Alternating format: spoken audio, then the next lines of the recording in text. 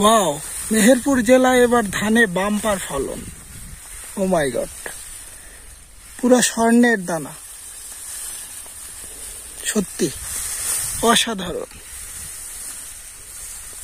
শুধু ধান আর ধান এই মাঠে।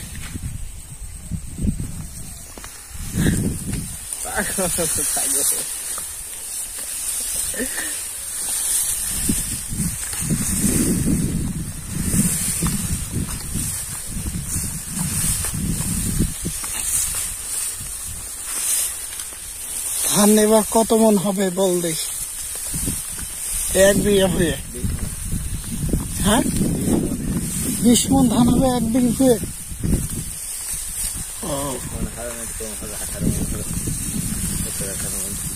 ভালো ফলন তো এবার, ভালো ফলন।